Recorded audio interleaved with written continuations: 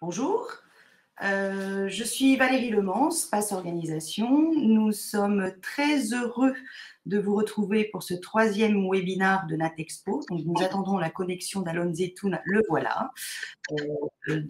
Merci beaucoup à tous d'être avec nous aujourd'hui. Vous êtes de plus en plus nombreux à nous rejoindre sur ces webinaires, puisque vous êtes plus de 1000 à vous être inscrits pour cette session. Donc, merci beaucoup de votre fidélité. C'est un très bel engagement de votre part et nous en sommes évidemment absolument ravis. Donc, je vous donne quelques informations concernant Space Organisation. Nous sommes le premier organisateur en France de salons publics et professionnels dédiés à la bio, au bien-être et à la consommation responsable. Nous organisons 30 salons sur l'ensemble du territoire tout au long de l'année pour permettre à une offre et une demande de se rencontrer sans discontinuité. Donc ça, c'est vraiment une mission que nous portons depuis de très, très nombreuses années. Le dispositif que nous proposons est complété par Sevelia, qui est un site marchand qui réunit 600 marchands et qui présente 40 000 marques. Et nous accueillons chaque mois 120 000 visiteurs sur cette plateforme. Donc voilà, c'est vraiment l'ADN de l'espace et la mission qui est la nôtre. Concernant NatExpo, qui est le sujet qui porte ce rendez-vous, donc NatExpo est organisé par Space Organisation depuis 2013 pour le compte de la Fédération NatExBio. Donc nous en sommes évidemment absolument ravis et enchantés puisque c'est un magnifique rendez-vous professionnel qui couvre l'ensemble des secteurs de la bio, donc de l'alimentation, ingrédients, cosmétiques, compléments alimentaires, écoproduits, écoservices. On est vraiment sur la totalité du spectre.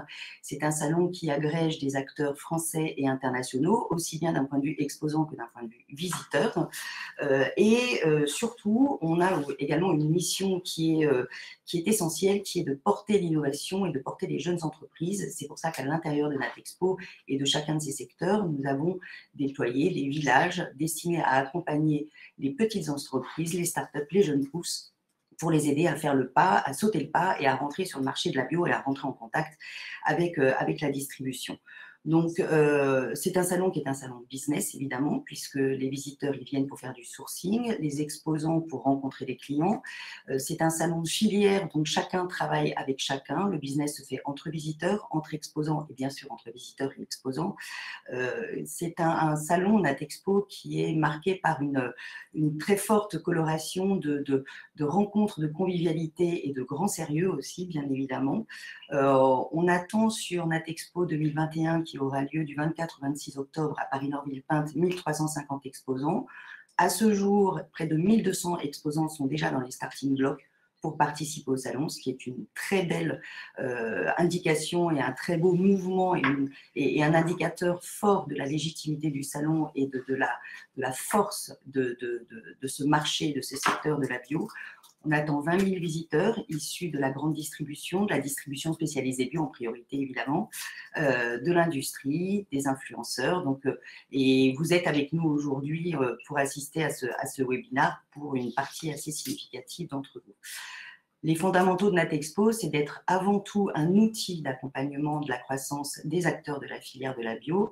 Notre credo, c'est de pouvoir, en dehors de la présentation des produits qui sont mis en avant par les exposants, permettre à tous de décrypter les tendances, d'avoir des éléments d'information sur les prospectives, de pouvoir être armé et avoir des clés pour avancer le mieux possible et pour pouvoir répondre de la façon la plus appropriée aux besoins des consommateurs et aux attentes des consommateurs sur tous les sujets, que ce soit en termes de produits, en termes de comportement des entreprises et en termes de système de distribution. Donc là, ça va être le sujet qui va nous accompagner, puisque aujourd'hui, on va débattre, et vous allez débattre, parce que ça va être surtout le propos que nos trois invités vont nourrir, du e-commerce, du drive, du click and collect, donc qui est un mode de consommation, comme vous le savez, qui est de plus en plus plébiscité par l'ensemble des Français, avec une accélération extrêmement forte qui a été marquée pendant toute cette période formidable que nous avons tous vécue, mais comme quoi il y a des choses positives qui peuvent en sortir. Et du coup, le drive, le e-commerce et le click and collect portent des enjeux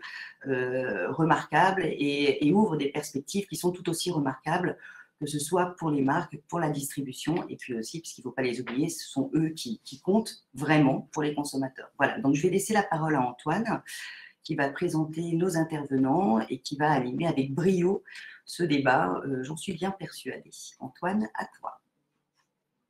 Merci Valérie, encore à nouveau de la confiance de l'ASPAS et de Natexpo pour m'avoir fait participer une seconde fois donc, à ces webinaires. Donc, Antoine Lemaire, hein, donc, je suis cofondateur avec Philippe Delrand du magazine Biolinaire, donc tout le monde connaît bien dans le milieu de la distribution bio maintenant depuis plusieurs dizaines d'années. Hein, donc, nous, on s'intéresse rapidement pour présenter à la transformation et aussi à la distribution spécialisée. Et entre autres, on a travaillé déjà sur beaucoup de points concernant entre autres le e-commerce. Alors, pour commencer, donc, pour son troisième webinaire, Natexpo, effectivement, s'intéresse aujourd'hui donc, au développement du e-commerce, hein, donc essentiellement suite à la crise sanitaire. Hein. On a vu que certains parlent un petit peu d'un électrochoc au niveau du e-commerce et du développement en magasin.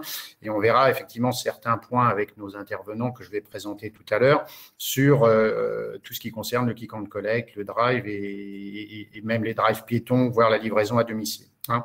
Alors, un petit rappel, en effet, la pandémie a bousculé la distribution ainsi que les modes de consommation des produits bio, amenant les opérateurs bio, alors je pense qu'ils soient producteurs, parce que là, à travers nos intervenants, on verra tout à l'heure avec Nicolas Mielier son côté sur la production et la vente directe, les transformateurs aussi, et puis bien sûr des distributeurs, donc à s'impliquer parfois à marche forcée, parce qu'on a vu qu'il y a eu un certain retard pour certains, donc sur le e-commerce.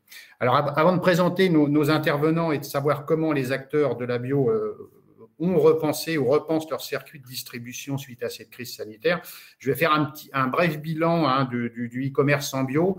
Donc, j'ai repris quelques chiffres que l'on a pu collecter à travers certains partenaires. Alors, j'ai fait un petit point dans la GMS. Hein, donc, il faut imaginer qu'en 2020, peut-être contrairement aux magasins physiques, l'offre en e-commerce a fortement évolué parce qu'elle a atteint plus de 22% en 2020 par rapport à 2019. Hein. Alors, côté évolution du CA en e-commerce en GMS, hein, il faut imaginer qu'il a bondi de près de 50% en 2020 contre 25% en 2019. Hein, et on s'aperçoit que le e-commerce en grande distribution a assuré plus d'un tiers des gains des produits de grande consommation bio en 2020. Hein, il représente désormais près de 9% des ventes des produits de grande consommation, tout confondu. Alors, les premiers chiffres hein, de 2021 montrent à nouveau un engouement des consommateurs vers ce type de canal en grande distribution. Alors, dans la distribution spécialisée bio, avant d'interroger Naturalia et Simon Le Fur d'Aventure Bio, dans la distribution spécialisée, nous, on a fait un point il y a très peu de temps, hein, entre autres dans notre dernier numéro. On estime qu'à peu près 500 magasins bio aujourd'hui proposent à mi-mai 2021 un service e-commerce, alors que ce soit du click and collect, du drive ou de la livraison, sur à peu près les 3085 points de vente que nous, on répertorie au sein de Biofichier. Donc, ça représente quand même, mais on n'en est qu'au début, à peu près 16% du parc national. Hein. Alors, pour plus de précision, nous avons publié dans notre dernier numéro le premier indice du e-commerce en magasin bio, avec une estimation selon les points de vente et selon les chaînes des click and collect qui sont proposés par ce réseau. Alors, actuellement, effectivement, vu les 700 magasins de Biocoop, aujourd'hui, Biocoop arrive à peu près, frôle, je vais dire, les 200 click and collect. Naturalia suit derrière, ils étaient à 63, je crois que vous êtes à 67 aujourd'hui de mémoire, mais Alon Zetoun nous dira plus de précision tout à l'heure. Voilà. Alors, côté du chiffre d'affaires, on a encore peu d'éléments parce qu'on est vraiment qu'au début. Hein, et c'est comme je disais tout à l'heure, c'est effectivement un électrochoc parce qu'on avait beaucoup de retard. Bon, on estime, nous, au sein de Biolinaire, à peu près le chiffre d'affaires généré par le e-commerce, environ à peu près à 5 millions d'euros aujourd'hui. Donc, ça reste très, très peu. On n'en est qu'en début, hein, on est là aussi pour en discuter. Et c'est vrai que quand on compare à certains pure players, je pense à Greenwiz, qui est quand même assez le pionnier en la matière, bon, c'est vrai qu'ils sont à près de 100 millions d'euros, alors même s'il faut distinguer certains types de produits, mais on a encore beaucoup de travail et je pense que les magasins bio se sont harnaché un peu du travail et sont en plein développement aujourd'hui. Alors, chez les producteurs bio, pour terminer, je pense que Nicolas Miellet nous en reparlera plus longuement. On n'a pas encore de données de l'agence bio sur ce type de canal. Hein. On suppose quand même que les ventes du e-commerce ont dû fortement évoluer parce que pendant la pandémie, on a vu quand même beaucoup de producteurs qui se sont intéressés à ce type de vente. Alors, pour rappel, hein, en attendant les chiffres, on devrait les avoir normalement en publication officielle de l'agence bio le 9 juillet. Donc, je pense qu'il y aura aussi un volet sur le e-commerce. Pour rappel, la vente directe bio représentait à peu près 11% de part de marché en 2019, soit à peu près un chiffre d'affaires d'un peu plus d'1 milliard d'euros de chiffre d'affaires. Hein. Alors, pour en savoir plus, nous avons donc le plaisir d'accueillir donc Alon Zetoun, hein, donc le directeur général de Naturalia et qui est aussi président du Synadis Bio, donc il nous en dira un petit mot. Nous avons aussi Simon Le Fur, donc le fondateur d'Aventure Bio, et Nicolas Miellet, qui est à la fois gérant de Bio Gascogne et maire de l'Agrolait du Gers, hein, et donc qui est à l'initiative, entre autres, d'un marché drive sur le panier de l'Agrolait. Hein. Alors, avant d'entrer dans le vif du sujet, je vais demander à nos 3 intervenants de vous présenter en 2 minutes, alors sans parler encore du e-commerce, mais au moins pour qu'on puisse un peu mieux vous connaître. Je commence peut-être par Alon Zetoun, donc de Naturalia. Avec plaisir. Que dire de plus que tu n'as pas dit? Bon, effectivement, je suis directeur général de Naturalia depuis 5 ans. Naturalia, c'est une des entreprises pionnières de la bio, puisqu'on va avoir 48 ans cette année en tant qu'entreprise. On est aujourd'hui à 250 magasins partout en France, avec effectivement un historique très fort sur le e-commerce, puisqu'on a lancé notre site natura.fr en format commerce il y a 20 ans, mais avec une accélération très forte ces dernières années, et on en parlera plus tard, si j'ai bien compris, je stoppe là. Et effectivement, président du Synadis, donc le syndicat des distributeurs bio spécialisés. Merci à toi, Alon. Alors, Simon Le Fur, donc d'Aventure Bio, en quelques mots. Eh bien, bonjour à tous.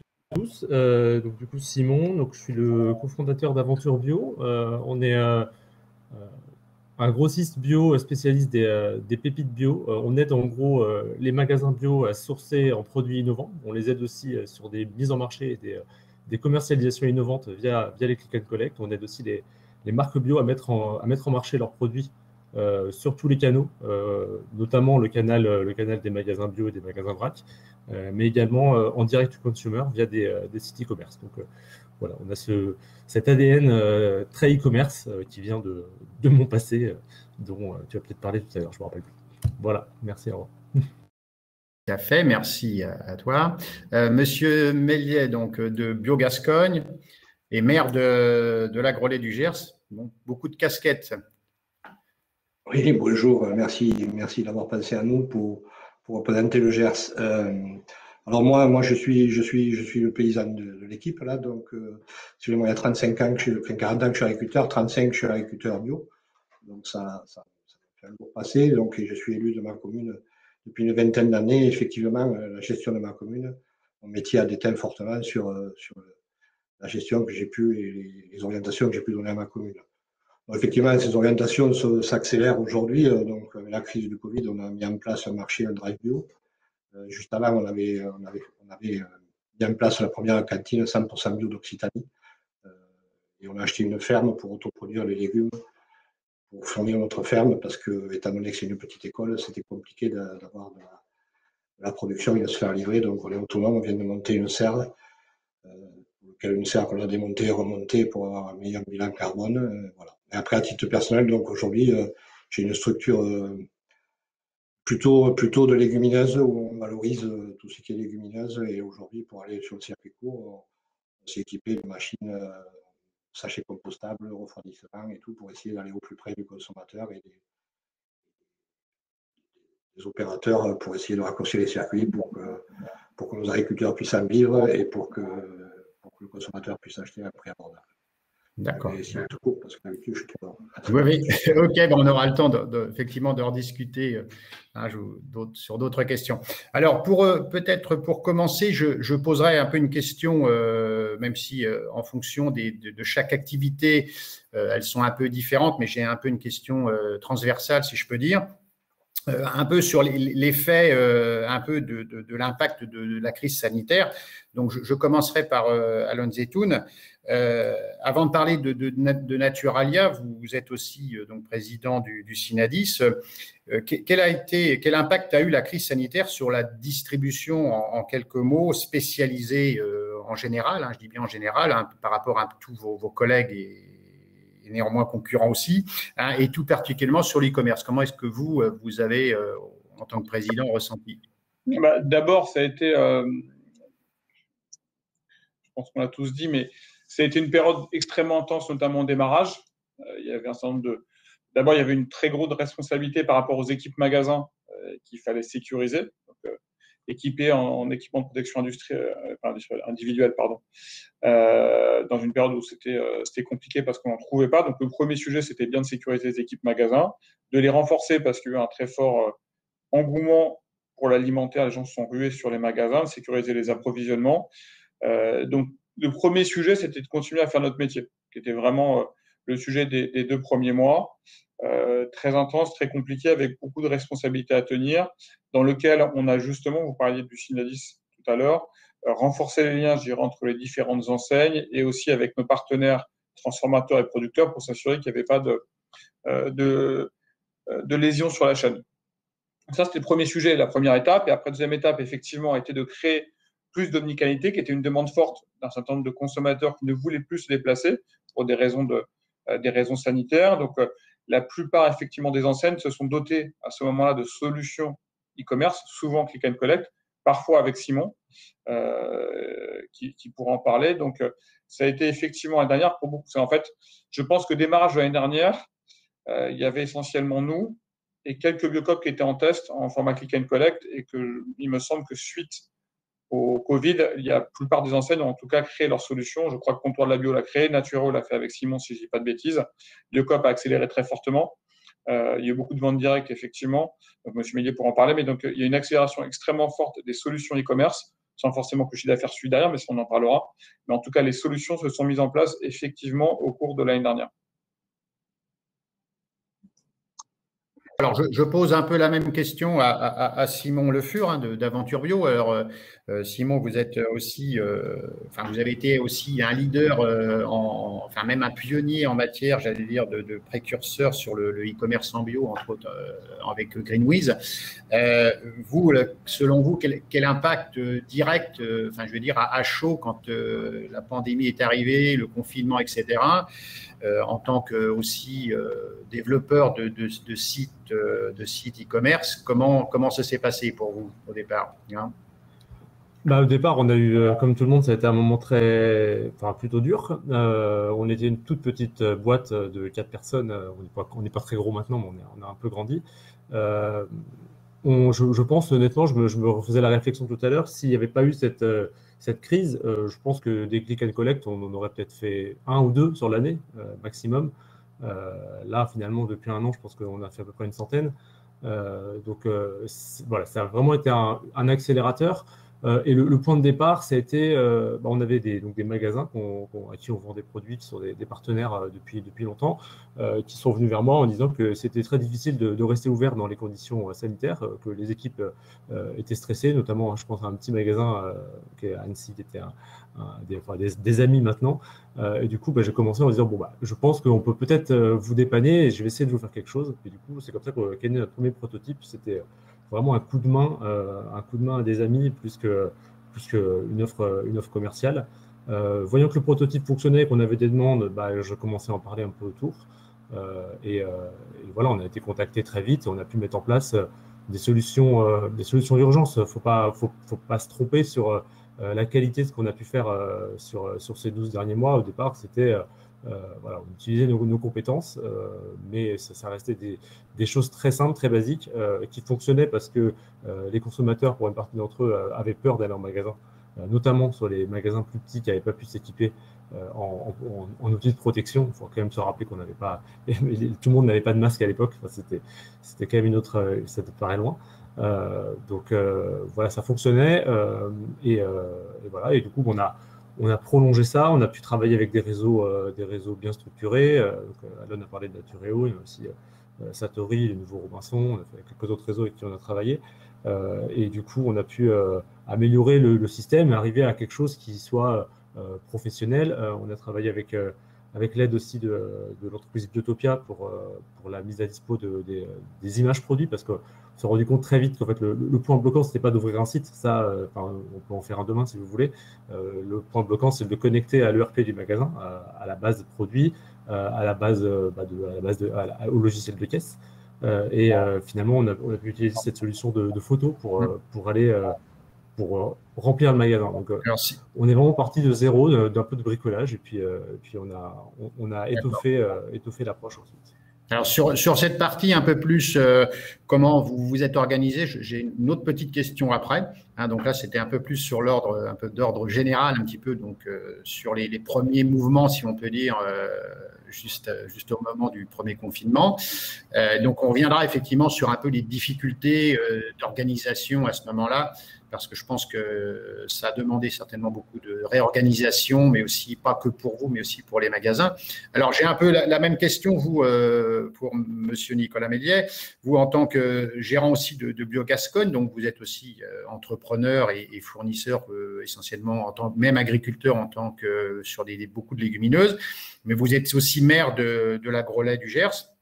Donc, quel impact aussi a eu cette crise sanitaire, je dirais bien à chaud, si on peut dire, à la fois sur vos activités et sur la vie aussi de vos concitoyens par rapport à votre commune?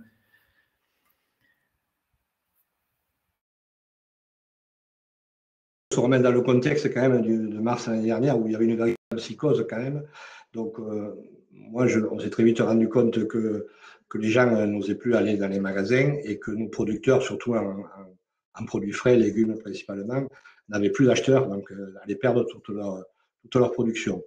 Donc, on a réagi très vite, 11 ou 8 jours, et on a mis en place un drive fermé bio sur lequel on collectait les différents producteurs et on constituait le panier. Donc, mes employés communaux et mes élus se sont mis au boulot et ont reconstitué les paniers afin de pouvoir servir les consommateurs en toute sécurité sans même descendre de leur véhicule. Voilà, donc ça a été une opération au pied levé, mais moi j'étais très sensible en tant qu'agriculteur parce que je voyais des producteurs autour de moi qui pleuraient parce que leur production allait être perdue et n'allait pas pouvoir être valorisée. Voilà, donc, après, sur l'entreprise, il n'y a pas eu d'impact direct. Une légère augmentation des ventes, mais il n'y a pas eu d'impact direct au niveau de notre entreprise sur le Covid, puisque nous ne faisons pas de click and collect, on est juste des fournisseurs d'autres opérateurs. D'accord. Donc, on reviendra tout à l'heure un peu sur les problématiques d'organisation. Alors, j'ai une deuxième question donc, qui concerne aussi plutôt comment est-ce que vous avez affronté un peu cette crise. Alors, pour Alon Zeytoun, vous avez tout à l'heure parlé comme quoi ça fait 20 ans que vous êtes déjà équipé, j'allais dire, d'un site de vente en ligne. Alors, comment est-ce qu'il fonctionnait avant la crise et comment il a évolué depuis la pandémie et comment est-ce que vous, sur le plan, j'allais dire, humain, logistique, vous vous êtes adapté un peu à cette demande consommateur? Parce que je pense que là, suite au non-déplacement, parce que les gens avaient un peu peur d'aller en magasin, comment vous vous êtes un peu organisé? Ok. D'abord, je vais repartir sur la définition du e-commerce parce que tu évoquais tout à l'heure un marché de 5 millions d'euros. Ça, j'ai l'impression que c'est uniquement si on prend click and collect et drive. Mais si on parle d'omnicanal, enfin si on prend le e-commerce en plus, ne serait-ce que si on rajoute, tu t'évoquais effectivement 100 millions d'euros évoqués par Greenway, si tu rajoutes La Fourche et tous les sites qui font du e-commerce en ligne, je pense qu'on est entre 150 et 200. Donc, on a un marché qui est beaucoup plus gros. Oui, alors là, ça concernait effectivement uniquement sur les magasins, tout à fait. Je sais, j'ai lu ton article, mais c'était juste pour préciser. Mais pourquoi je le précise ça c'est parce que aujourd'hui, je pense qu'on est arrivé à ce moment pour la bio spécialisée où il y a un continuum de solutions. Et d'ailleurs, au Synadis, La Fourche nous a rejoint parce qu'en fait, un distributeur bio spécialiste aujourd'hui, c'est pas forcément un magasin bio. Et c'est très important parce que je pense que jusqu'à maintenant, effectivement, pour tout le monde, la distribution bio spécialisée, ce sont des magasins bio spécialisés. En fait, à mon sens, c'est plus vrai. C'est des gens qui distribuent des magasins bio spécialisés, mais qui incluent aussi des pure players et puis toute la panel de solutions entre tout ça.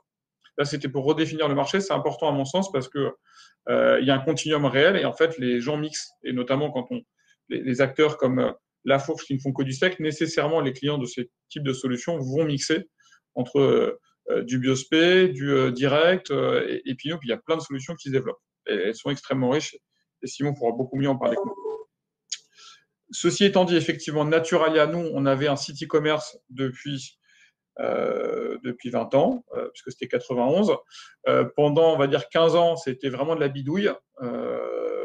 Et il n'a pas bougé, d'ailleurs. En termes d'architecture informatique, il n'a pas bougé. Autant dire qu'il était très, très sous-performant il y a 5 ans, la remis toujours il y a 5 ans, et il sera surtout notre nouveau site. Enfin, on fait un partenariat avec Ocado, qui est une solution anglaise, qui est la solution la plus performante au monde actuellement pour gérer du e-commerce alimentaire. On aura un partenariat avec eux à partir de septembre. Et donc là, on aura vraiment l'outil, le nec plus ultra de l'outil. Parce qu'en fait, comme le disait Simon, le vrai sujet du e-commerce, c'est la qualité de service, la qualité d'exécution. C'est un métier hyper compliqué, à la fois en termes d'outils informatiques pour le parcours du client sur le site. D'ailleurs, en termes de préparation picking et en termes de livraison, c'est notamment sur la livraison sur des créneaux du frais, c'est extrêmement précis comme métier.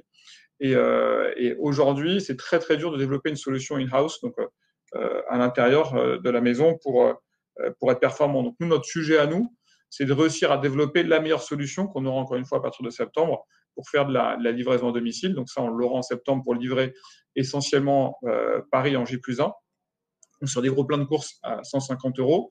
On a aussi de la livraison sur Lyon et Nice, pareil à J+1, donc pareil sur des gros plans de courses. Donc ça, c'est la livraison à domicile. Et on a aussi, tu l'évoquais, des solutions click and collect pour les magasins de centre-ville. Donc on a 67 magasins, on en aura une dizaine de plus, je pense, cette année, de magasins click and collect qui vont continuer à se développer. Et puis on a des drives qu'on a développés, on a 2 drives à date et on va en avoir une dizaine de plus cette année. Donc on développe effectivement, comme je te le disais, toutes les solutions de omnicanal, de la livraison à domicile au drive puis au click and collect, en fonction du magasin et du service. Et donc, comment ça marche pour répondre à ta question? Ça marchait bien, mais sur une taille petite. L'année dernière, on a fait x2,5 sur notre solution e-commerce, et on va encore croître très fortement cette année. Donc, il y a une demande client qui est extrêmement forte sur ce type de solution. Est-ce que, par exemple, le système un peu de drive piéton, c'est envisageable par rapport… Pour nous, j'en vois pas l'intérêt. C'est-à-dire que le drive piéton, de ce que je comprends, c'est j'amène en centre-ville une offre qui n'y existe pas et qui est récupérée par un piéton. Donc, typiquement, c'est Leclerc qui a des prix de Leclerc qui n'existent pas en centre-ville et qui amène en centre-ville l'offre et le pricing de Leclerc. Nous, on est aujourd'hui en centre-ville, on est même leader du centre-ville en bio spécialisé, donc je vois pas l'intérêt. Et je vois même pas l'intérêt pour un bio spécialisé parce qu'ils ont pas, il n'y a pas de vraie valeur ajoutée à ramener des produits qui existent de toutes les façons en centre-ville. Donc le drive piéton, non, j'y crois pas trop. C'est peut-être la seule solution e-commerce à laquelle je crois pas. Ok, bon, c'était intéressant d'avoir cet avis par rapport au drive piéton. Simon Le Fur, durant cette pandémie, vous avez été un acteur majeur dans la mise en place de solutions e-commerce. Vous avez participé, j'allais dire, à quand même beaucoup de mise en place comme vous l'indiquiez tout à l'heure, sur des magasins, que ce soit Naturéo, Satoris, des nouveaux mais aussi des sites en ligne pour des fabricants. Alors, comment est-ce que vous vous êtes organisé pour répondre à cette forte demande? Et après un peu de temps, après analyse, quels sont un peu vos premiers retours? Alors, sur la partie fabricant, en effet, c'est quelque chose qui était assez important. D'ailleurs, je pense que c'est un sujet, il faudra qu'on en discute à l'homme sur la partie drive piéton, mais je pense que la connexion producteur, magasin de centre-ville peut être une approche intéressante pour des drive piétons en biospé. C'est que ces mises en marché-là, à mon avis, ont du potentiel et peuvent vraiment amener de la singularité à l'offre bio engagée.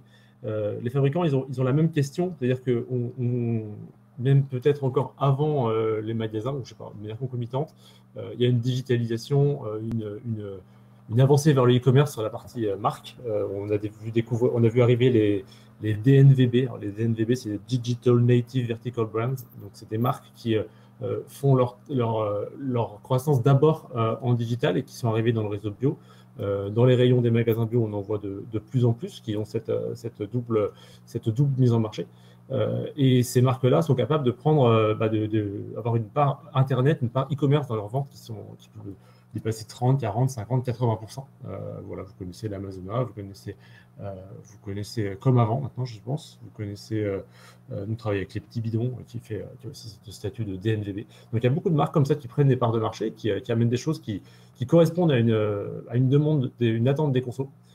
Et donc les marques traditionnelles ont aussi, pour certaines, travaillé là-dessus. On regarde ce qui se passe aux États-Unis, que ce soit Nike, que ce soit, je ne sais plus si c'est Unilever qui a racheté une marque de rasoir qui est en DNVB comme ça. Ils peuvent arriver jusqu'à Nike, ils visent 50% de leur chiffre d'affaires en e-commerce. Donc c'est une marque qui était habituée à se vendre à travers des réseaux de points de vente. Là maintenant, ils vont se vendre directement à leurs consommateurs pour maîtriser l'expérience d'achat de bout en bout.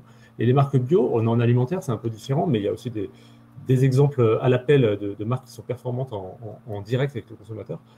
Et donc, pendant cette phase du Covid, elles ont eu ce besoin-là. Alors, ce besoin, il a été moins fort parce qu'elles avaient des commandes très fortes de la part de leurs clients en magasin, parce qu'il y avait des gens à servir en magasin et que forcément, elles se sont concentrées sur leur engagement de base. Mais cette demande-là pour les marques d'aller en direct avec le consommateur, elle augmente aussi. On travaille avec plusieurs marques comme ça, Ma Vie Sans Gluten, Beldon, on travaille avec la Corab, qui est un confrère de M. Méliès. On travaille, on a lancé Bio Demain de cette façon-là. Et du coup, on permet à des marques en fait, de développer un site e-commerce dont on va prendre la charge de la logistique et du service client. Parce qu'encore une fois, le e-commerce, c'est pas très compliqué. Dès qu'on commence à passer dans l'exécution et dans les opérations, c'est un peu plus compliqué.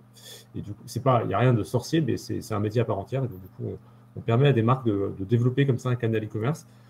Et ça s'est fait aussi pendant la pandémie. Ça a été des demandes. On a des marques qui se sont fait éclater, pardonnez-moi l'expression, sur leur site en ligne quand elles étaient prêtes avant. Alors malheureusement, pas tant que ça de cas, on a réussi à rattraper le retard. Mais voilà, quand elles étaient prêtes avant et qu'elles avaient un site en ligne, les commandes ont afflué. Et pour les magasins bio qui vous ont contacté, comment ça s'est passé pour vous au niveau un peu de votre organisation? Parce que vous parliez tout à l'heure, quand on crée un site, il faut effectivement des visuels, des notices techniques, etc. Est-ce que vous y étiez prêt ou pas? Et comment les magasins… Bon, personne n'était prêt. Je pense que c'est ça la réponse. Je pense que même maintenant, on a rattrapé on a commencé un petit peu cette question de click and collect, mais quand on regarde ce que fait la grande distribution, ils annoncent 9 milliards, comme tu disais. On est très loin et c'est plutôt un écart, à mon sens, qui se creuse plutôt qu'il se rattrape. En tout cas, techniquement, tant que la bio ne mettra pas des moyens sérieux comme Natura pour se structurer et répondre à ce besoin-là. Cet écart-là, il risque plutôt de se creuser. On a utilisé une base Shopify. Donc, de la même manière qu'on ne peut pas développer en interne, on fait appel à des grandes entreprises. Donc, Ocado, dont parlait Alon, est une entreprise anglaise. Shopify, c'est une entreprise canadienne. Shopify n'est pas spécialisé dans l'alimentaire, mais on le connaît bien et du coup, on l'a un petit peu adapté à l'alimentaire. On a utilisé pour la donnée produit donc la base catalogue.bio qui est portée par Biotopia. Et tous ces outils-là étaient à peu près prêts, mais jamais encore testés en conditions réelles. Donc voilà, on a commencé par de l'assemblage bricolage et on améliore le câblage progressivement et notamment en intégrant la connexion avec les logiciels de caisse et les ERP des magasins et des enseignes. Ça, c'est vraiment la clé. Merci Simon. Monsieur Méliès, donc vous avez parlé effectivement des difficultés que vous avez rencontrées au moment du choc du Covid.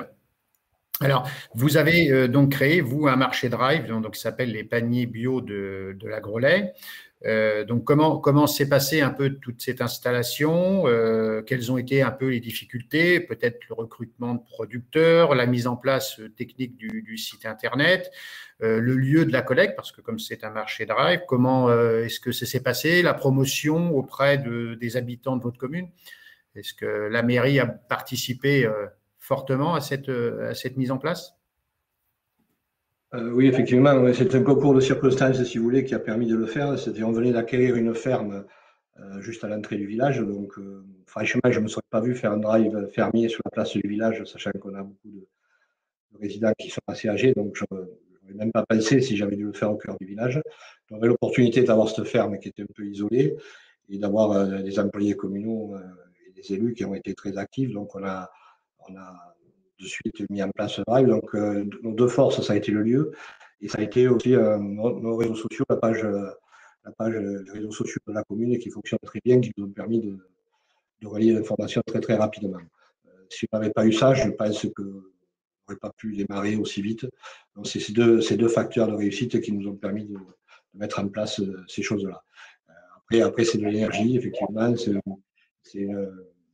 C'est un relais sur un site internet, mais qu'on n'a pas mis en place de suite, qu'il a fallu quelques jours pour mettre en place.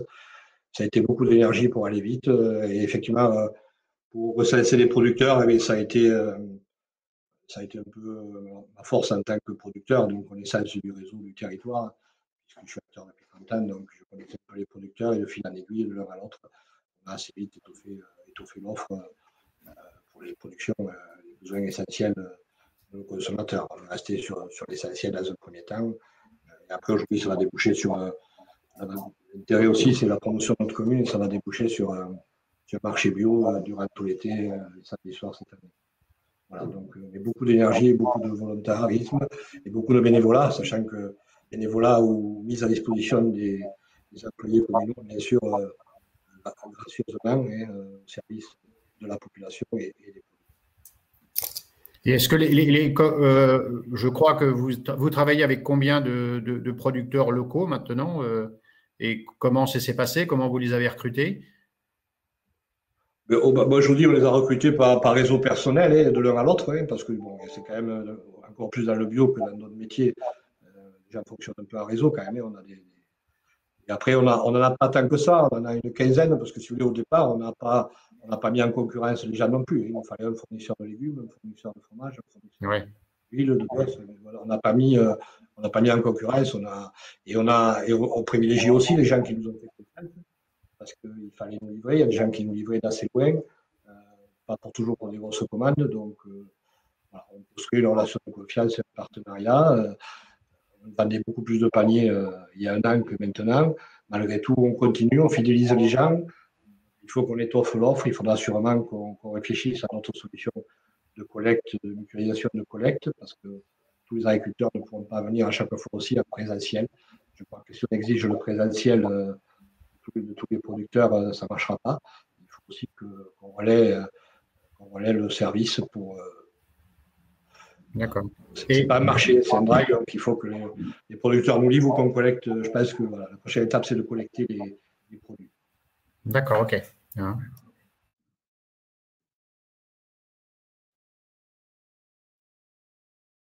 Tu as coupé ton micro, je crois. Oui, excusez-moi. Donc, je reviens un peu sur un peu plus dans le détail de chaque offre qui sont faites aujourd'hui.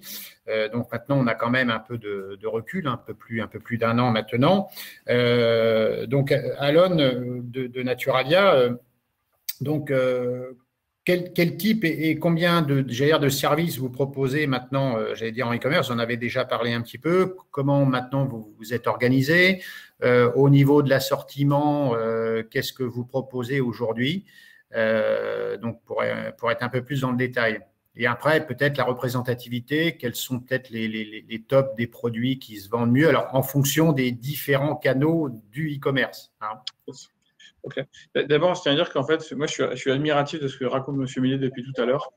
Ça donne envie d'habiter dans le village, quoi. Je trouve qu'il y a on sent une solidarité, une envie de vivre ensemble qu'on voit pas dans beaucoup d'endroits. Donc Donc bravo pour l'énergie que vous mettez à gérer cette commune. Ça, c'est la petite aparté. Pour répondre à la question, en fait, on est moins, enfin, pour répondre directement sur la partie e-commerce, livraison à domicile, on est sur à peu près 7000 produits, essentiellement alimentaires, y compris frais, qu'on livre à J+1, comme je le disais, Paris, Lyon, Nice. Des gros paniers en gros de 150 €, où les stars sont les fruits et légumes, donc vraiment le frais. Ce qui déclenche l'achat, c'est le frais, les fruits et légumes, les produits du frigo, etc. Sur la partie Drive, on est sur le même type d'achat, le même type de panier moyen, le même type de produits stars. Et sur la partie Click and Collect, on est pour le coup sur beaucoup plus de l'achat spot, je dirais. C'est la commande, elle est faite en général entre midi 14h ou 17h 18h pour être récupéré le soir même. Donc on est plus sur ce qui me manque pour faire mon dîner ce soir ou l'apéro. Donc c'est vraiment de l'achat spot. Donc c'est des paniers moyens beaucoup plus petits et donc beaucoup plus à la limite du sac même que du frais. Donc c'est effectivement, et donc l'assortiment d'ailleurs Click and Collect est plus réduit puisqu'en fait il y a moins de demandes d'avoir un plan de course sur ce sujet. On est plus sur la rapidité. On parlait d'exécution tout à l'heure. Le sujet sur l'achat Click and Collect, c'est plus de trouver vite mon produit, de choisir vite mes 3 produits, parce que dans le parcours client, en fait, il faut que ça aille vite pour que ce soit plus intéressant d'aller en magasin faire ses courses que de passer énormément de temps à scroller sur les produits en Click and Collect. Donc voilà, donc comment s'équiper en solution technologique, on investit encore et toujours tout le temps pour avoir une expérience client qui est au top.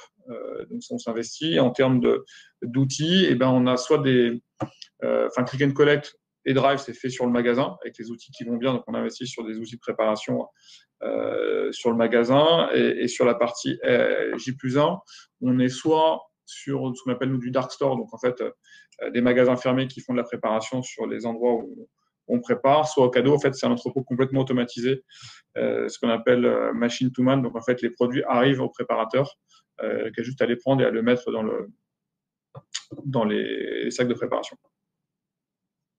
Justement, la question au niveau du personnel, du recrutement, est-ce que ça a été nécessaire ou est-ce qu'il y a eu des formations spécifiques qui ont dû être mises en place et comment le magasin, parce qu'effectivement, il a déjà son travail du quotidien, est-ce que ça fait une surcharge de travail et comment est-ce que le personnel a accepté ou Alors, accepté, ils ont accepté parce qu'en fait, je pense que de toute façon, on était vraiment ce qu'on appelait la deuxième ligne.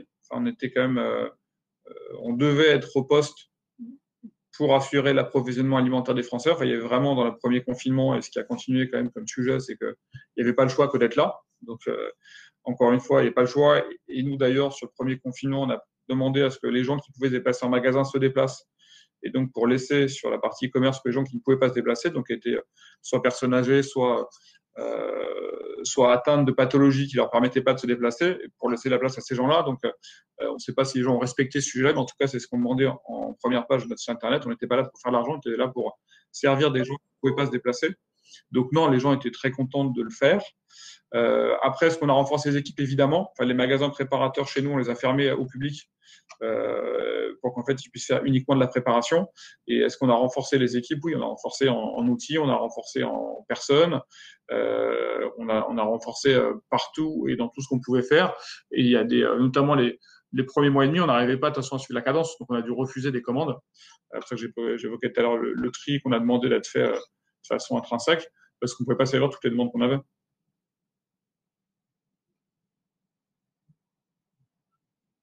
Antoine, il y a une question de Muriel Le San que je trouve intéressante et que je vais compléter également d'une question que j'ai moi. Elle demande si vous avez les uns et les autres des informations précises sur le profil des consommateurs de e-commerce par rapport au profil des consommateurs que vous rencontrez en magasin. Et je compléterai cette question en disant, est-ce que pendant cette période de confinement et de Covid, de forte anxiété, où tout ça a été lancé, vous avez évidemment recruté de nouveaux clients. Est-ce que ces nouveaux clients sont restés fidèles? Et sur quel canal? Est-ce que vous les avez vus plus venir du coup en magasin ou est-ce qu'ils sont restés fidèles à votre canal de e-commerce? Ma question n'a pas pu Antoine qui vient de partir. Je coupe le micro. je vais répondre peut-être sur ma partie, mais après je laisserai compléter pour les autres. Alors, est-ce qu'on a des informations sur... Enfin, il est très divers. Je pense que Greenwood n'a pas du tout les mêmes clients que moi. Moi, ma proposition de valeur principale sur le e-commerce, encore une fois, il y a plusieurs services. Hein. Partie e-commerce, déjà, je suis en J+1 sur Paris essentiellement et j'ai ouvert récemment Nice et Lyon. Donc, mon client, déjà, il est parisien, de facto, parce que c'est l'endroit où je peux livrer.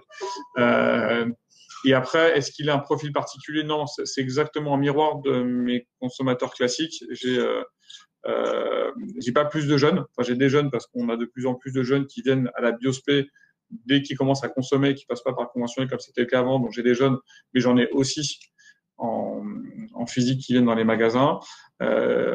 J'ai des parents qui font des gros pleins de courses et qui sont là, et puis des personnes plus âgées qui sont des historiques de la bio et qui sont passées au e-commerce récemment. Donc, je dirais aujourd'hui, j'ai vraiment un mimétisme assez fort, il me semble, entre les clients des magasins physiques et des magasins e-commerce. Enfin, une fois on parle beaucoup d'omnicanal parce qu'en fait, on est vraiment sur les mêmes clients, ce qui est peut-être moins le cas avant, où il y a peut-être moins de personnes âgées, mais ça a changé fortement avec le Covid. Donc, on est sur les mêmes clientèle entre les deux réseaux. Et est-ce qu'on a gardé les clients? Où on les a gardés? Le chiffre d'affaires, en fait, n'a pas baissé. Alors, il y a eu un énorme pic, forcément, entre mars et mai dernier, mais au-delà de ça, les clients qu'on a recrutés, on les a gardés pour la plupart. Et est-ce qu'on les retrouve dans les magasins? Ça, je suis plus circonspect. Je ne saurais pas vous dire. Enfin, peut-être que je ne suis pas assez gros pour répondre à la question. Ce qui est sûr, c'est qu'on avait des clients en magasin qui sont passés en e-commerce et qui maintenant mixent entre les deux canaux. Est-ce qu'on a recruté des gens qui n'étaient pas clients chez nous, qui sont devenus clients e-commerce et qui maintenant vont dans les magasins? Je ne saurais pas dire. En tout cas, si c'est le cas, je le vois pas de façon très forte. Je ne crois pas que ce soit un canal de recrutement le e-commerce. En tout cas, je n'ai pas de chiffres qui le montrent. Oui. Alors tout à fait, c'était une question effectivement que j'aurais posée un petit peu plus tard sur effectivement le comportement du consommateur et le profil du consommateur. Donc, merci Alon pour ces réponses. Pour Simon, vous, les retours que vous avez en tant qu'installateur et de développeur de sites spécialisés pour le e-commerce, est-ce que vos clients, magasins, que ce soit d'autres chaînes, quels ont été un peu leur retour vis-à-vis un peu du comportement du consommateur? Est-ce qu'ils ont recruté selon vous ou pas? Ou vous n'avez peut-être pas ces informations? Alors, j'ai une partie des informations. Après, je ne partage pas tout par respect pour mes clients. Mais voilà. Je pense que y a une question, la question sous-jacente, c'est est-ce que ça marche? Qu'est-ce que ça donne? Je pense qu'il y a quand même une question qu'il faut se poser et que chaque personne qui gère un magasin bio, une enseigne ou une marque bio doit se poser, c'est comment est-ce que toutes ces questions du e-commerce vont évoluer d'ici 2030?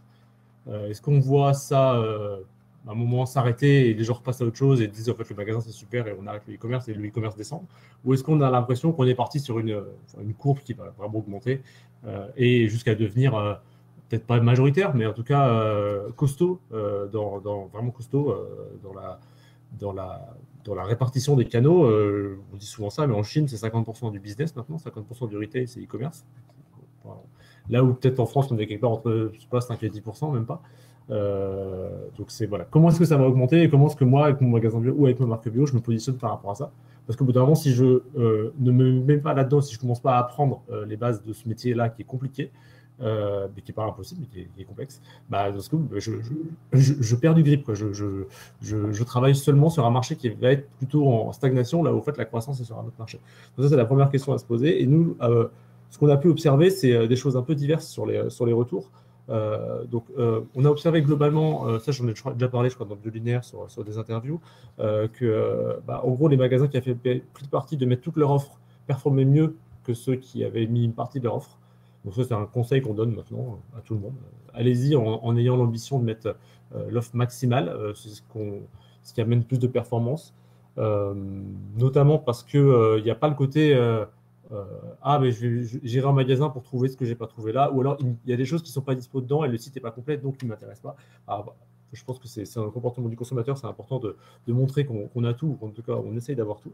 Ce qu'on a constaté, c'est que au niveau des paniers moyens, on avait quelque chose qui était plus élevé qu'en magasin, notoirement plus élevé. On a beaucoup de click and collect. Nous, on fait un click and collect par magasin, donc ça c'est assez important à notre sens aussi, d'avoir le côté ancrage local. Et on avait des magasins qui font des paniers moyens à 150, 160, 170 euros. Donc supérieur, même si c'est des magasins de périphérie, donc ça ne s'applique pas forcément à des magasins de centre-ville, c'est pas le même usage forcément, mais donc des gens qui ont fait vraiment leurs courses, qui ont fait leurs courses pendant le Covid, mais qui ont continué à faire leurs courses après. Les magasins qui ont performé le mieux, qui ont maintenu des hauts niveaux de click and collect après le Covid, quand ça s'est calmé, c'est ceux qui avaient proposé un service le plus complet et une gamme la plus large au moment du Covid. Donc, il y a un côté, il y a des magasins qui ont performé pendant parce que les gens trouvaient ça et étaient très contents de le trouver, mais le niveau de service n'était pas suffisant par rapport à ce qui existe ailleurs. Qu'une fois que les drives de la GMS, Greenwiz et tout ça ont été désaturés, ils sont retournés probablement là-bas parce que c'était plus facile. Donc, et d'autres qui avaient un niveau de service suffisant et du coup, les gens sont restés. On constate aussi qu'il y a des réseaux qui ont une clientèle qui est attachée au réseau, qui est attachée à l'offre. Et ceux-là vont plus facilement, à mon avis, de ce qu'on observe, pour les convertir vers Click and Collect plus facilement. Donc ça, c'est un point qui est assez important. Et au niveau du recrutement, on est un peu sur les deux. Le début du recrutement, c'est de convaincre des gens des clients habituels du magasin de passer en ligne. Ça, c'est la base. L'intérêt, c'est que comme mon magasin bio, il n'y a pas énormément de gens qui finalement font 100% de leurs courses sur le magasin bio. C'est une façon en fait de capter plus de parts de courses de clients. Quelqu'un qui aurait acheté 200 euros par mois dans le magasin, là, peut-être pouvoir en acheter 300 parce que quand il passe au click and collect, quitte à faire ses courses, il fait tout. Et du coup, on augmente finalement la part de pénétration par client. Et après, on voit aussi des cas, surtout pendant les phases de confinement, d'acquisition, parce que les gens passent en voiture, devant un magasin qui fait click and collect. Ils savent qu'en fait, il suffit de s'arrêter et qu'en fait, s'ils anticipent un petit peu, ils arriveront à avoir leurs courses comme ça de manière assez simple. Mais en effet, le premier boulot, c'est déjà de réussir à convertir ces clients existants et de leur permettre d'augmenter leur volume d'achat via le click and collect, plutôt que d'essayer d'aller convaincre des gens qu'on n'a déjà pas réussi à convaincre finalement de son magasin. J'aurais une autre question après à vous poser, Simon, sur cet aspect un peu de conseil avant de se lancer dans le e-commerce en général. Avant, je voudrais avoir aussi l'avis de Monsieur Nicolas Méliès concernant un peu est-ce que les consommateurs que vous avez conquis ou que vous avez essayé de motiver à venir à votre drive fermier, est-ce qu'ils ont été fidèles? Comment ça s'est passé après? Et comment dans la population de votre commune ça s'est passé? L'engouement qu'il y a eu pendant la première crise, effectivement, c'est un peu tassé, c'était évident. La psychose est un peu retombée, donc les gens ont pris un peu quand même ont retrouvé un peu leurs anciennes habitudes, j'allais dire mauvaises, mais on va juste dire habitudes. Mais malgré tout, on a fidélisé une partie de personnes qui ont changé leur fonctionnement. Donc ça, c'est ce qui nous permet de dire qu'il faut maintenir ce service. Et par contre, comme toute offre, il faut qu'elle soit plus complète pour fidéliser le consommateur. On est des zones où il n'y a pas énormément de monde, donc il faut avoir assez de volume pour intéresser les fournisseurs, et donc il faut fédérer aussi une offre assez large pour fidéliser le consommateur. Et est-ce que vous avez le concept a bien marché et redémarre fort là actuellement, la fourniture de plants, par exemple, pour le potager. Ça, c'est un peu, contrairement à nos attentes, on ne pensait pas qu'on en vendrait, et ça a été nos plus grosses ventes. On était sur le plan, et encore là, cette année, ça redémarre très fort sur la vente de plants. Voilà. Donc il faut une offre large, et bon, après, on va le remoduler, après l'après-crise, on va le remoduler, peut-être dans le schéma, peut-être dans le lieu. Malgré tout, on pense que ça va durer, mais il faut étoffer l'offre. Ce que vous savez faire, les gens que j'ai autour de moi sont beaucoup plus importants que nous. Donc, quand on est petit, c'est toujours plus compliqué.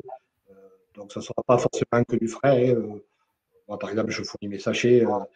Il faut étoffer l'offre. Étoffer l'offre, c'est ce qui fera la pérennité du. Donc, ça on change aussi des fois les jours et les horaires, suivant les saisons, s'adapter un peu à la saison aussi. Donc, ça confirme bien qu'il faut effectivement une offre assez importante pour pouvoir fidéliser la clientèle. Et une autre petite question concernant un peu votre concept. Est-ce que, par exemple, d'autres communes, voisines ou pas, ont été attirées par votre concept ou pas? On a eu beaucoup de gens qui sont venus voir, oui, beaucoup de gens qui ont observé, qui m'ont questionné en ligne. Effectivement, après, est-ce que ça s'est transposé ou pas? Je ne sais pas, parce que enfin, au niveau d'une collectivité, ça peut se faire au niveau de privé, peut-être, mais au niveau de collectivité, ça nécessite une grosse énergie. Et bon, je ne vais pas être désagréable avec mes collègues élus, mais bon, ils n'ont pas forcément cette énergie pour mettre en place ces choses-là. Voilà, moi, c'est un peu le profil de la commune et la foi que j'ai à la consommation humaine et à la qualité de la consommation. Il m'a été d'ailleurs reproché aussi. J'ai limité mon drive au bio. Donc, au moment, on m'a dit, mais pourquoi tu ne mets pas. Effectivement, tout le monde avait besoin de vendre à cette époque-là, au mois de mars l'année dernière. Mais j'ai tenu bon parce que, comme j'ai dit, sur mon département, il y a 464 communes. Il y en avait 463 qui pouvaient faire des drives conventionnels. Mais je tiens bon, je veux que du bio. Et voilà, ça facilite pas non plus d'avoir une offre assez complète. Mais c'est voilà, notre identité, c'est mon souhait et on tient bon là-dessus. Bravo pour cette initiative, hein, quoi qu'il en soit. J'avais une autre question à poser à Alon concernant un petit peu l'offre sur le vrac. Comment ça s'est passé pour vous? Quels ont été au moment du confinement et actuellement l'offre vrac? Comment ça se passe sur le e-commerce pour vous? Sur l'e-commerce ou en général? Oui, alors déjà en général et puis plus particulièrement sur le e-commerce. Alors, en général, tu le sais, c'est compliqué sur le vrac. Le fait qu'il y ait une nécessité de manipuler une pelle ou une poignée qui a déjà été touchée par d'autres, même si en fait on explique qu'on peut la désinfecter, qu'on met du gel à côté, etc. Il y a beaucoup de gens qui s'y refusent. Donc, le vrac était en baisse l'année dernière, et puis de façon étonnante, il est même encore en baisse là cette année. Enfin, nous, on n'a pas retrouvé dans le vrac les progressions qu'on connaissait, parce que c'était quand même une famille de produits qui était en croissance extrêmement forte, et bien plus rapide que le reste du magasin depuis de nombreuses années. Donc, le vrac ne marche pas. Alors, ce qui est intéressant, c'est que le vrac, en fait, en e-commerce, est moins sollicité, à notre sens, en tout cas, nous, c'est ce qu'on observe, qu'en magasin. Parce qu'en vrai, le sachet est en craft plutôt qu'en plastique, mais néanmoins, il y a moins d'adhésion, je dirais, au vrac. Et donc, déjà, la quote-part du vrac sur le e-commerce est moins importante qu'en magasin. Et la baisse qu'on a connue sur le magasin physique, on l'a aussi connue en e-commerce. Donc, on observe une baisse. D'accord. Ok, d'accord, merci pour ces éléments sur le vrac. Alors, j'avais une question, je reviens vers vous, Simon. Il y a certainement parmi peut-être les personnes qui sont en train de visionner avec nous le webinaire, certains peut-être hésitent peut-être à encore se lancer dans le e-commerce. Quels conseils, 4-5 conseils pour éviter peut-être les bêtises ou ce qu'il faut faire, ce qu'il ne faut pas faire quand on veut créer un drive ou un service livraison ou un click and collect? Alors, ce sera des conseils de bon sens. Donc, on va dire la phase où le site brille,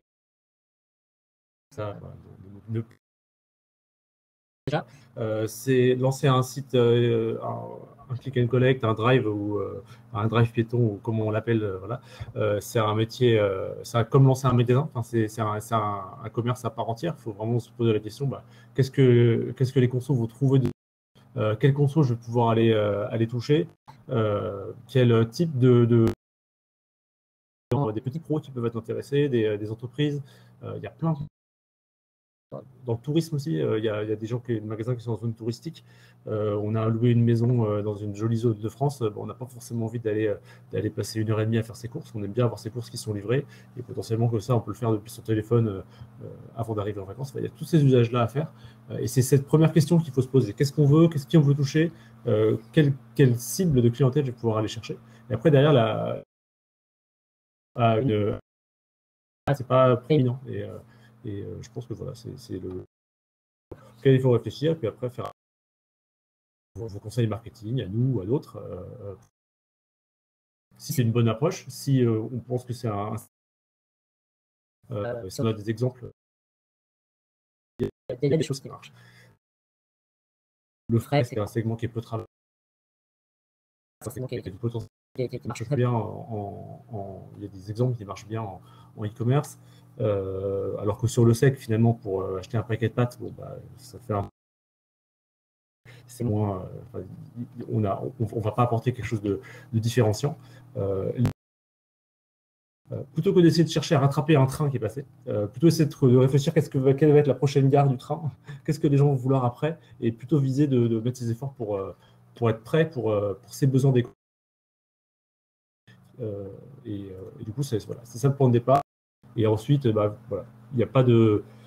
C'est pas aussi cher que d'ouvrir un magasin, mais ça demande des questions techniques. Il faut tout câbler depuis la base produit jusqu'au système de paiement. Donc il faut que ça fonctionne. Et il y a une locale, il y a des outils de pub qui sont assez intéressants. On aime, on n'aime pas, mais c'est efficace, comme du Facebook ou du Google local. La presse locale est friande de ce genre d'histoire. J'imagine que M. Mélier a dû avoir des retours de la presse locale et ça permet aussi d'avoir de la visibilité à petit prix. Il faut imaginer tout ça. Il faut imaginer qu'est-ce que je vais proposer comme service, comment je vais le diffuser, le puber pour que les consos apprennent son existence. Merci. Alors, justement, j'avais moi peut-être pas une dernière question, parce que est-ce qu'il y a, Valérie, peut-être d'autres questions sur le chat avant que je pose une dernière question un petit peu à tout le monde? Est-ce que vous avez recensé qui pourrait être un peu plus sur un détail précis?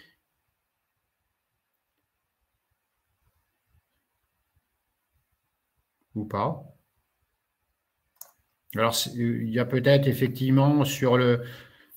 tu ne dois pas avoir branché ton micro. Je m'en rends compte.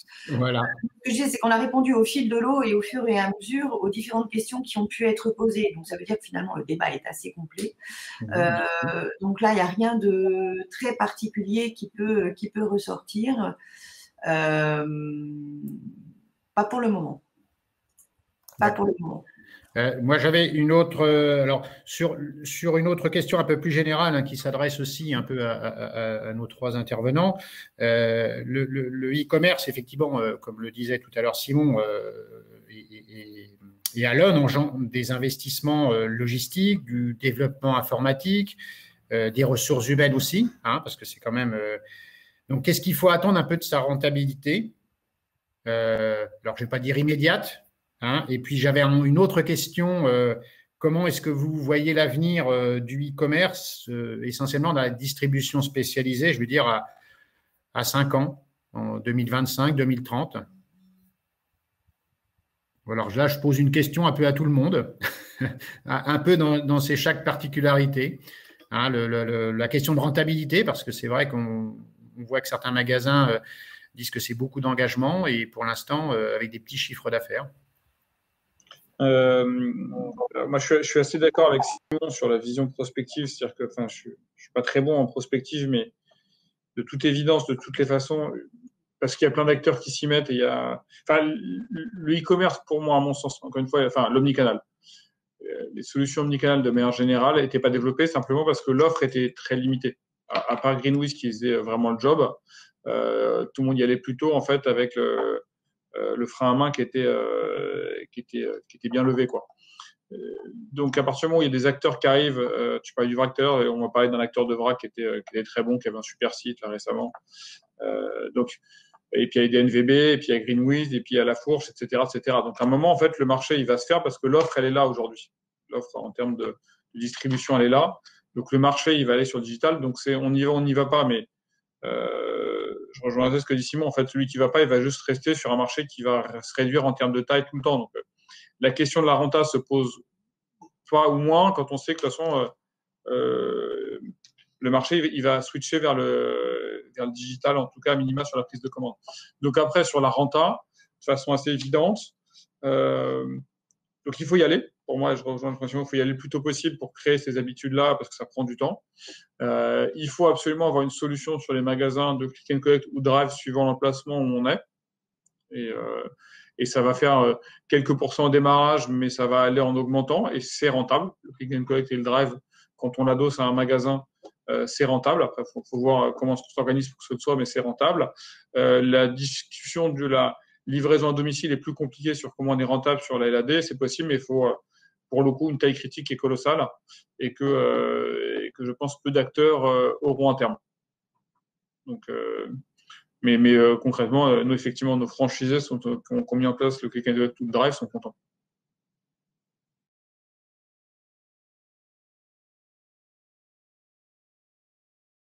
Simon, au niveau de l'aspect rentabilité et puis peut-être la vision à quelques années, est-ce que ça fera 30% des ventes des magasins ou autres?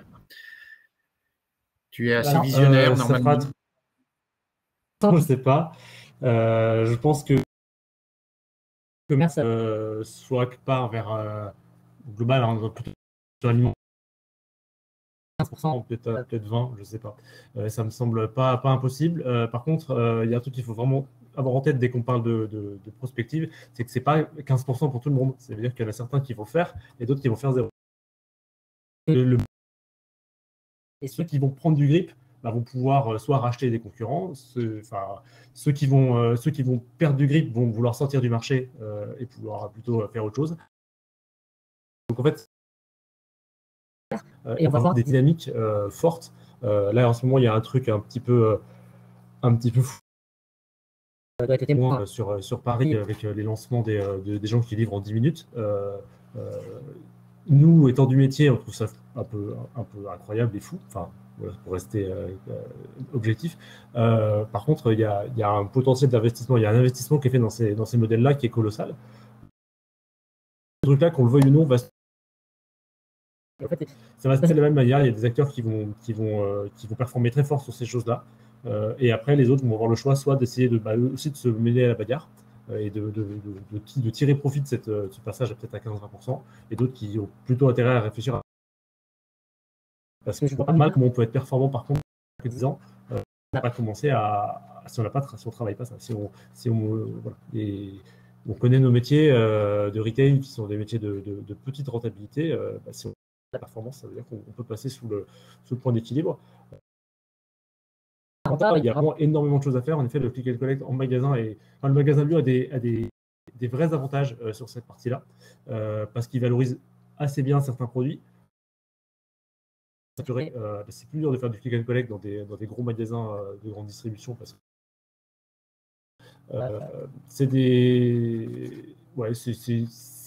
opérationnellement, c'est pas très gênant d'avoir dans le magasin pour préparer les commandes. Et ça permet d'augmenter la part de marge. Et ça, ces missions, il y a un peu moins cette... vu que déjà, ils font déjà leur course chez Carrefour, quoi. Ils font pas... Il y a beaucoup de chiffre d'affaires en dehors de l'enseigne à prendre. Là où en magasin bio, c'est très fréquent d'avoir des gens qui font des courses dans leur magasin bio. Donc il y a vraiment de la part... il y a du gain à faire. Il y a de la place. Et on a des temps morts dans la journée. Je vous invite à regarder tout ce qui se fait au niveau des casiers. Je crois que je suis d'accord. C'est extrêmement coûteux. Réfrigérer ou pas devant le magasin pour venir faire ses courses. Ça peut être des choses super intéressantes. Pour les zones en zone plus rurale, il y a tout ce qui est, alors on dit les roulottes de vrac. Il y a des apporter des courses aussi. Avec des camions qui vont faire des livraisons. Déjà, on peut faire des ventes spécifiques pour les producteurs avec un jour de retrait en magasin, des retraits de panier en entreprise. Toutes ces micro... Et sans outil collecte et sans outil digital, on ne peut pas vraiment les adresser. Voilà comment je... Augmentation, mais par contre, ça ne va pas du tout être homogène. D'accord. Alors, avant d'avoir la réponse de Nicolas Méliret, on a pas mal de questions qui sont arrivées là sur le chat. Donc, je vais peut-être poser la dernière question à Nicolas Méliès sur la rentabilité et un peu l'avenir du système, de votre système. Comment vous le voyez à long terme? Je vais répondre à côté de la question. Ça me correspond un peu, si vous voulez. La rentabilité du drive, bon, j'ai dit ce que j'avais à dire, mais aujourd'hui, moi, je vais vous parler en tant qu'élu. Je vous parle d'une forme entre guillemets, de rentabilité pour ma commune. Aujourd'hui, le drive fait partie d'un des éléments d'attractivité de ma commune, avec une surface bio qui est des plus importantes, qui est très importante, avec le drive, avec la cantine 100% bio, avec de l'agroforesterie sur ma commune, plusieurs atouts qui font qu'aujourd'hui, quand ma commune se développe rapidement, alors que d'autres communes ont beaucoup plus de mal. Et aujourd'hui, les gens veulent habiter à la Gaulée parce que la Gaulée est synonyme de bio. Donc voilà, moi, l'investissement du drive, c'est bien sûr, c'est un service, mais c'est un tout dans la carte de visite et dans l'offre qu'on met en place pour la commune, qui est vraiment, voilà, tout ça mis à bout à une rentabilité. Notre commune a doublé sa population en 10 ans, alors que les communes voisines baissent. Et aujourd'hui, c'est uniquement lié au bio. Je tenais à le dire parce que c'est un facteur de développement pour notre commune. Voilà, nous, on n'en parle pas, on le fait, quoi. Enfin, on en parle un peu aujourd'hui, mais voilà, il y a beaucoup de gens aujourd'hui qui parlent du bio. Nous, il y a un moment qu'on est dans l'action et aujourd'hui, cette action paye naturellement. Voilà, je ne veux pas être plus long, mais voilà, je voulais envoyer ce signal fort quand même, peut-être s'il y a quelques élus qui nous écoutent, quoi. D'accord. Merci à vous, Nicolas. Des petites questions, on peut passer, Valérie, ou pas? Il y a quelques questions. Oui, alors il y a une déferlante de questions. Oui, Alors, oui, c'est de 4 minutes là, oui. tout en sachant que le temps qui nous reste imparti sera raccourci. On en prend quelques-unes. Je te laisse les présenter, les questions, Valérie, ou comme tu veux. Oui, alors je vais faire un petit choix. Vas-y, peut-être. Il y en avait une là qui était intéressante parce qu'on est effectivement dans une période très zéro déchet. Et là, il y avait une personne qui posait quel impact de ces nouveaux modes de distribution sur la multiplication des emballages à usage unique liés à la livraison. Effectivement, c'est… Bon, je vous laisse répondre, Alon.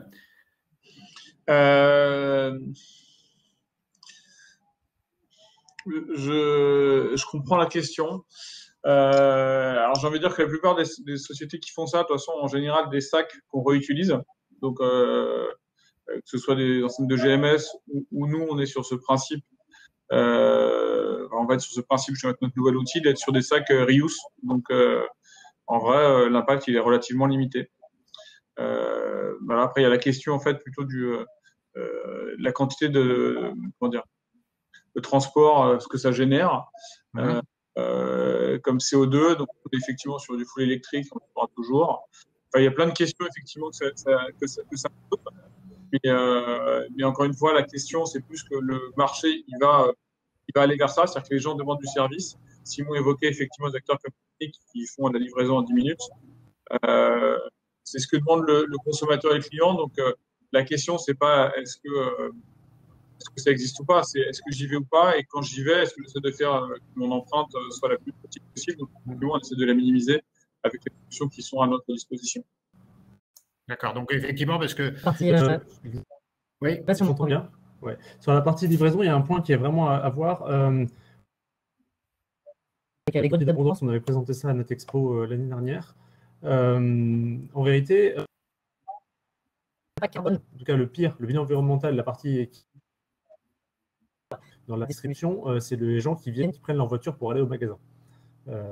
Et du coup, finalement, quand on fait dans l'autre sens, vu qu'on fait une tournée, c'est à peu près toujours plus efficace. Alors, évidemment, parfois, on peut y aller à pied, évidemment, voilà. Mais si on peut y aller à pied, on doit pouvoir livrer en vélo aussi. Donc, en fait, il faut vraiment, normalement, dans les grandes masses, c'est d'avoir 40 personnes en voiture pour 2 tiers d'entre elles pour venir au magasin.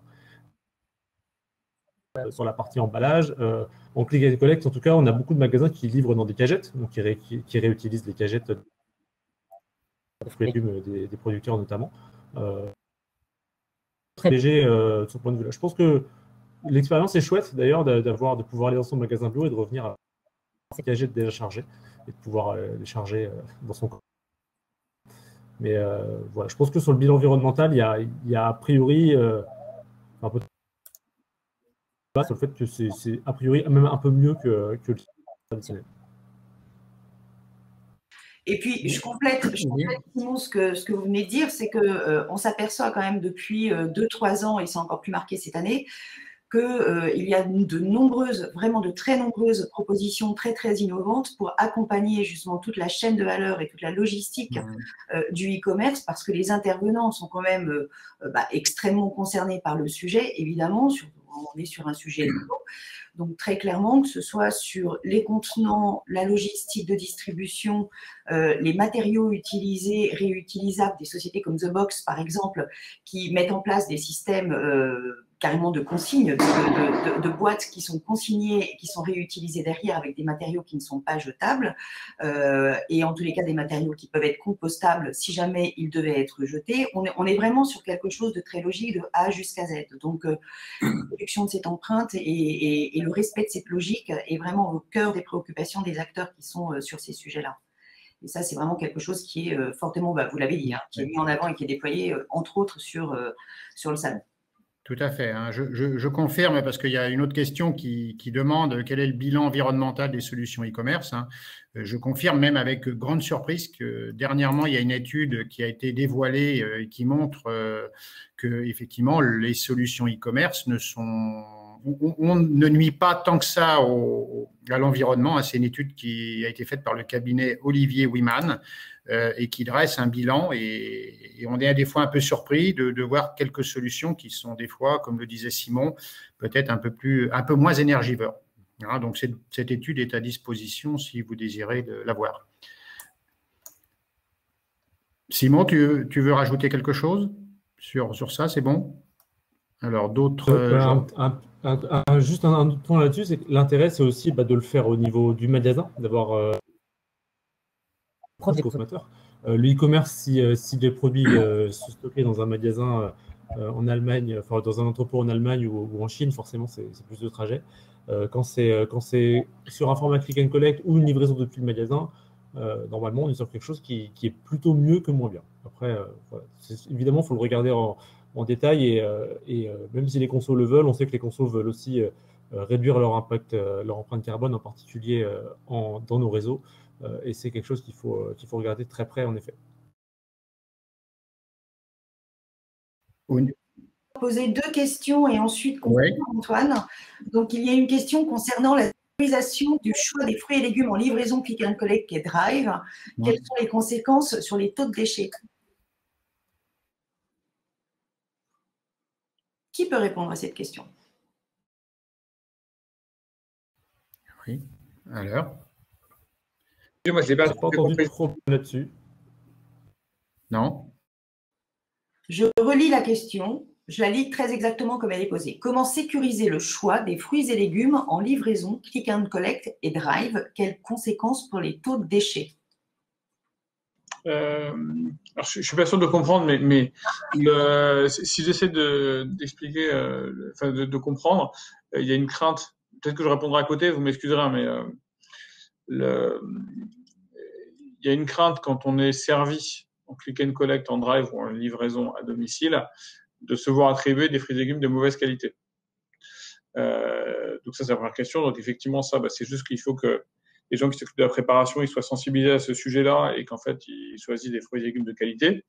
Après, aujourd'hui, je pense que sur la très grosse majorité des 97%, je pense, des acteurs, en fait, ils le font sur le magasin. Donc, il n'y a pas de…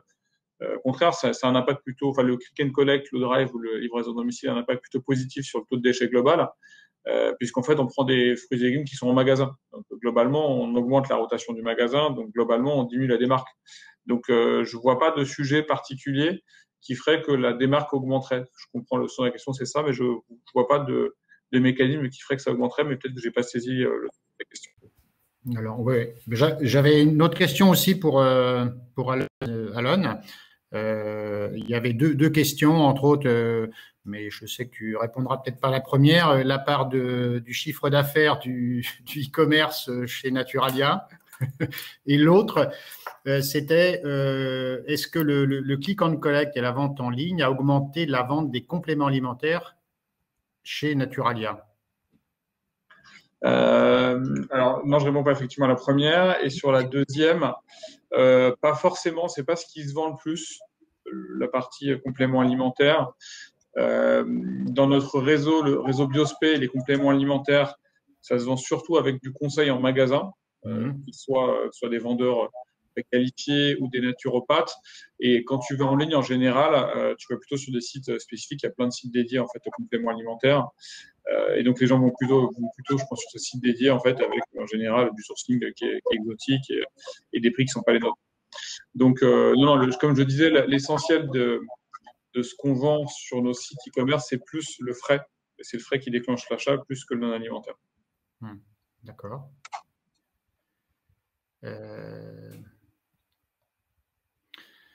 Autrement, peut-être une dernière, si en fonction du temps, là, je gère pas tout là au niveau du temps. Bonjour, avec l'explosion du e-commerce, comment s'assurer de la bonne mise à jour des informations, des visuels, des compositions? C'est en effet l'image de marque qui est relayée.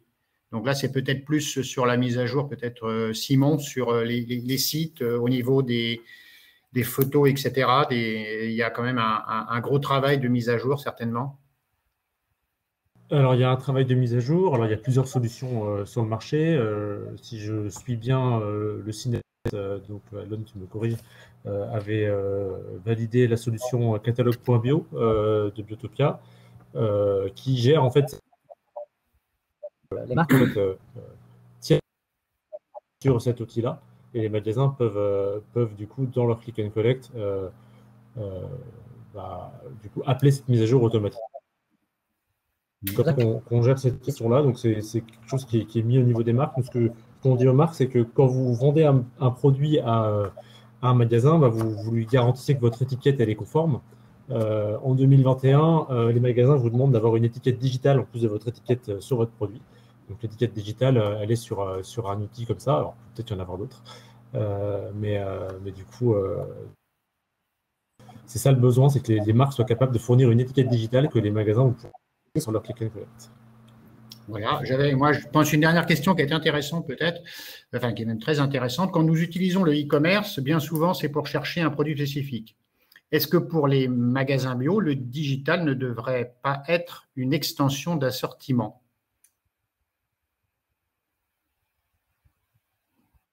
Philippe Delran, ça. Oui, c'est ça.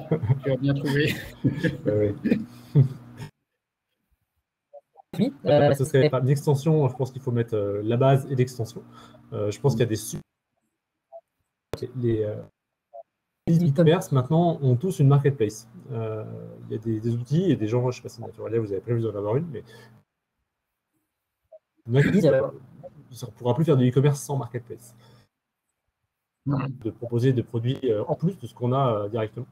Et je pense que, alors on n'en est pas là, le magasin Biospé malheureusement, mais c'est quelque chose à regarder, pouvoir étendre en vous connectant à vos fournisseurs sur un format market. Permettrait d'étendre les gammes, de rendre encore plus ça, de pousser digitalement. C'est un des contraintes des magasins bio, c'est que les rayons en général sont bien pleins et les places sont chères. Avec le digital, on peut pousser un peu les murs et permettre aux gens de magasin. Donc, naturellement, je pense aux produits direct producteurs, aux produits fermés. Différenciant par distribution conventionnelle, mais il y a aussi des produits pépites comme nous on travaille, qui sont peut-être un peu jeunes pour être en rayon, pour gagner leur place en rayon. Ils gagneraient beaucoup et des magasins gagneraient à pouvoir les tester comme ça via des extensions de gamme digitale. Ton sentiment par rapport à ça, ça permettra effectivement d'avoir une extension, peut-être des produits qu'on ne trouve pas en magasin, mais qu'on trouve que sur le site? C'est extrêmement intéressant en théorie. C'est pour moi, enfin, comment te dire, moi, mon sujet sur la livraison à domicile, c'est d'être parfait et irréprochable sur les opérations. Je dois livrer à J+1, un truc nickel. à l'heure où j'ai dit que je le ferais, sans rupture et avec des produits, enfin des fruits et légumes, on parlait de qualité tout à l'heure.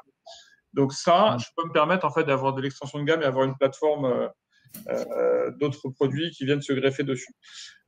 Donc sur la LAD, je le vois pas parce que moi, je cherche l'excellence et qu'en fait, ce qu'attendent mes consommateurs, c'est l'excellence. Et donc, je préfère être sur 7000 refs nickel que être sur plein de trucs. Maintenant, sur des plateformes qui sont plus uniquement sur du sec, avec de la livraison à une semaine, c'est une très bonne idée.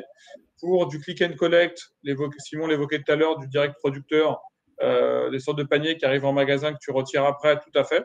En plus, moi, j'ai des magasins plutôt petits en centre-ville, donc avoir une extension de produits frais, oui. Donc, je dirais que ça dépend complètement du service que tu proposes et de l'ambition que tu te donnes. Mais est-ce que ça peut s'adapter à certaines propositions de valeur? Complètement. D'accord. Antoine, je prends la main. Je pense que notre webinaire arrive à sa fin. Donc, nous allons vous remercier chacun d'entre vous parce que c'était, je pense, très nourri, très intéressant. Et comme chaque fois, plus le temps passe, plus il est court et plus on a envie de continuer. Mais malheureusement, là, on va devoir tous se séparer. Donc, le replay sera disponible demain sur le site internet de Natexpo. Donc, vous aurez tout à fait la possibilité d'y assister pour ceux d'entre vous qui le souhaitez. On vous donne rendez-vous le 22 juin pour le prochain webinaire de Natexpo qui sera articulé autour des tendances de consommation. Donc là, c'est effectivement également très important et très intéressant. Et merci à chacun d'entre vous. Antoine, je te laisse le mot de la fin. Merci beaucoup, Simon, Nicolas, Alon, d'avoir été avec nous aujourd'hui. Tout à fait. Merci à Natexpo, bien sûr, pour cette organisation et puis, bien sûr, à nos intervenants. J'espère qu'on a pu un peu avoir certaines éclaircies sur un peu le développement du click and collect, enfin, du e-commerce en général. Et bon, je pense quand même qu'il y a certainement encore beaucoup de travail à faire. Hein. Et comme disait Simon, il y a le retard, il ne faut pas trop en prendre non plus, quoi. Hein. Voilà. Et puis, si on ne se voit pas d'ici là, bien sûr, à Natexpo. Hein. Merci à tout le monde. Merci.